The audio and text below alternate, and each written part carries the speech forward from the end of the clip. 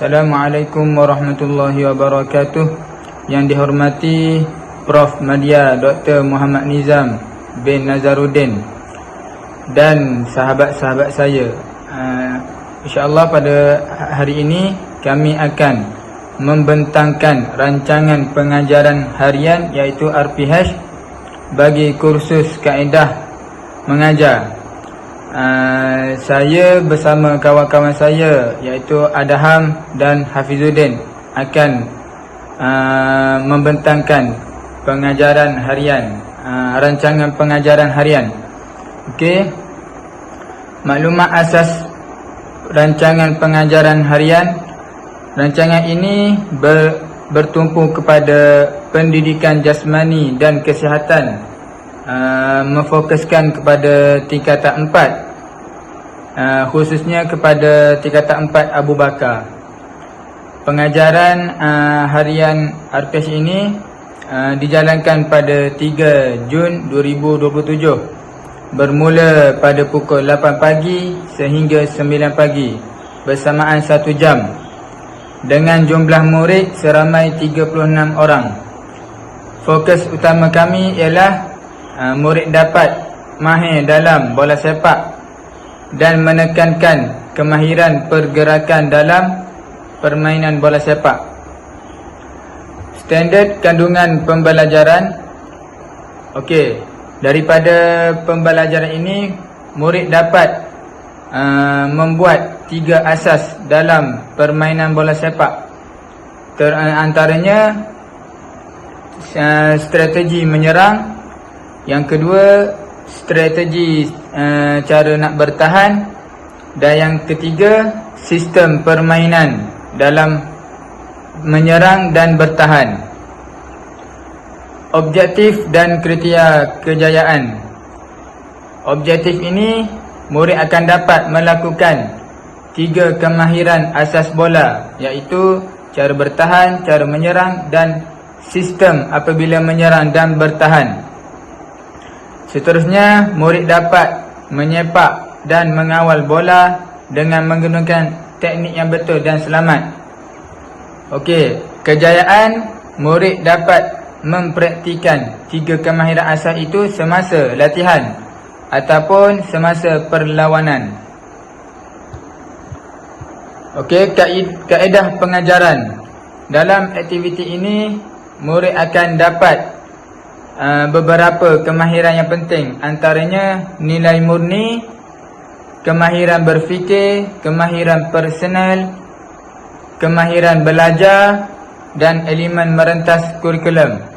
Okey, dalam nilai murni ini murid dapat bekerjasama dan berdisiplin semasa latihan ataupun semasa perlawanan. Yang kedua, kemahiran berfikir, murid dapat membuat keputusan ataupun menganalisis situasi semasa dalam latihan ataupun semasa perlawanan. Yang ketiga, kemahiran personal, iaitu seseorang murid itu dapat meningkatkan keyakinan diri dan berkomunikasi dengan jelas dan berkesan. Yang keempat, kemahiran belajar, iaitu murid sentiasa memerhati dan membuat latihan secara berulang-ulangan, sama ada di dalam latihan ataupun semasa berada di rumah. Okey, yang kelima, elemen merentas kurikulum, iaitu kerjasama, hormat menghormati dan toleransi. Yang kedua, dapat meningkatkan keselamatan semasa melakukan aktiviti fizikal.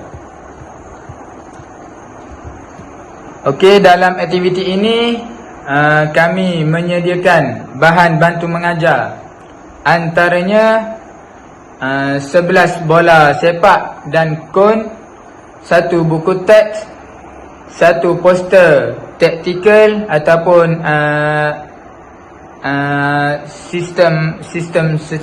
sistem semasa bertahan ataupun menyerang, 1 video demonstrasi dan 1 laptop untuk pembentangan. Okey, bahan-bahan ini dapat melancarkan program semasa latihan ataupun semasa perlawanan. Seterusnya, pengetahuan sedia ada ataupun kebat. Murid dapat pengalaman asas bermain bola sepak, antaranya menyepak ataupun menahan bola semasa aktiviti kurikulum. Sama ada permainan itu secara rasmi ataupun tidak rasmi, dan semasa menonton perlawanan.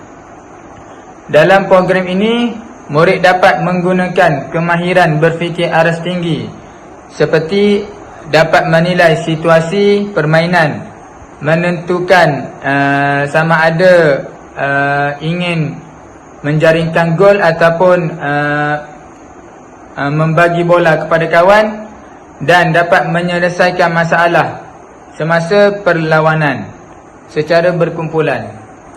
Okey, itu daripada kami. Assalamualaikum warahmatullahi wabarakatuh. Okey, kita terus kepada set induksi. Untuk permulaan, saya akan tanya murid beberapa soalan seperti apakah kemahiran asas bola sepak yang kamu pernah pelajari. Okey, seterusnya guru akan tunjuk demonstrasi teknik menghantar, mengawal dan menyepak bola di tepi padang. Murid juga dimintakan kenal pasti situasi menyerang dan bertahan supaya mereka fokus dan berada di tempat yang selamat. Bahan bantu yang digunakan termasuk bola sepak, kon video demonstrasi kemahiran asas dan gelanggang padan. Okey, untuk aktiviti kemahiran asas bola sepak selama 20 minit, murid akan dibahagikan kepada 3 kumpulan dengan 12 orang setiap kumpulan. Aktiviti ini melibatkan pengulangan selama 6 minit untuk 3 stesen. Okey, pertama, di kawalan bola, murid belajar mengawal bola dengan teknik yang betul. Kedua, menghantar bola tepat kepada sasaran.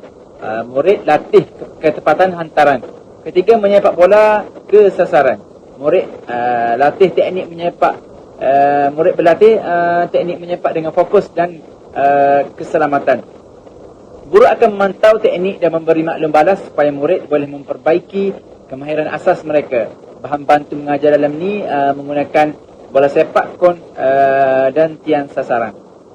Okey, untuk aktiviti kedua pula, permainan kecil, small side game selama 25 minit. Seterusnya murid akan bermain dalam 6 pasukan. Setiap pasukan mewakili 6 orang. Bermain secara 3 lawan 3 di 2 padang kecil secara serentak. Okey, setiap permainan berlangsung 4 minit giliran dan 4 murid diminta membuat keputusan menyerang dan bertahan berdasarkan situasi. Guru akan terus memantau dan memberi maklum balas. Aktiviti ini menekankan kemahiran kebat, mengaplikasi strategi, EMK, kecergasan dan bahasa, dan nilai seperti kerjasama serta komunikasi. Untuk penutup selama 5 minit, di akhir sesi, guru akan membuat ringkasan kemahiran telah dipelajari. Murid juga akan berkongsi kemahiran yang berjaya dipelajari dan satu aspek yang perlu diperbaiki. Murid menulis refleksi dengan ringkas dalam buku latihan, dan guru memberikan pujian serta galakan. Okey, sebagai aktiviti tambahan, murid melakukan renggangan statik secara berkumpulan untuk menutup sesi dengan selamat. Bahan bantu mengajar dalam ni menggunakan buku latihan dan rembaran refleksi. Sekian daripada saya. Assalamualaikum warahmatullahi wabarakatuh. Saya Hafizuddin bin Abdul Wahab ingin menyambung pembentangan dari sahabat saya. Saya akan menyatakan justifikasi seindaksi dan soal jawab dan demonstrasi video. Okey, seindaksi ini dipilih kerana ia membantu murid mengaitkan pengetahuan sedia ada dengan kemahiran baru. Kaedah ini juga meningkatkan motivasi murid, terutamanya bagi mereka yang kurang bersemangat. Ini kerana mereka dapat melihat contoh sebenar sebelum mencuba sendiri. Ia sesuai untuk kelas besar kerana guru boleh mengawal perhatian murid secara berkesan sebelum aktiviti fizikal. Selain itu, ia merangsang kemahiran kebat apabila murid diminta mengenal pasti situasi menyerang dan bertahan. Seterusnya, justifikasi aktiviti 2 iaitu latihan stesen kemahiran.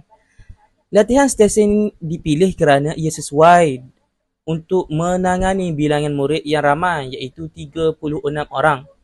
Kaedah ini membolehkan murid berlatih kemahiran asas secara berkumpulan kecil sesuai dengan tahap kemahiran yang berbeza. Guru boleh memantau setiap murid dan memberi maklum balas segera meningkatkan keberkesanan pembelajaran psikomotor. Aktiviti ini juga menekankan kerjasama, disiplin dan kesabaran selaras dengan nilai murni dalam DSKP. Selain itu, murid dapat refleksi diri mengenai kemahiran yang dikuasai dan yang perlu diperbaiki, sejajar dengan kemahiran belajar cara belajar BCB. Justifikasi aktiviti 2 iaitu cabaran kemahiran dan minigame. Minigame dipilih kerana murid dapat mengaplikasikan kemahiran asas dalam situasi berstruktur dan berdaya saing dengan selamat. Aktiviti ini menekankan kerjasama komunikasi dan semangat kesukanan selaras dengan nilai murni dan kebat. Ia juga memberi peluang kepada murid untuk membuat keputusan taktikal seperti memilih strategi dribbling atau menghantar bola, meningkatkan kemahiran berfikir aras tinggi. Kaedah ini sesuai untuk kelas besar kerana boleh membahagikan murid ke beberapa kumpulan serentak, memastikan semua murid aktif. Penutup iaitu refleksi. Aktiviti penutup membolehkan murid mengukuhkan pembelajaran, merenung pencapaian dan merancang penambahbaikan. Guru juga dapat menilai kebat, nilai murni dan kerjasama secara keseluruhan. Selain itu, murid dapat menilai diri sendiri dan kumpulan, menyokong pembelajaran kendiri BCB. Aktiviti ini juga memupuk keyakinan diri dan tanggungjawab sesuai dengan DSKP KSSM. Sekian, terima kasih dari kami. Wabillahi taufiq.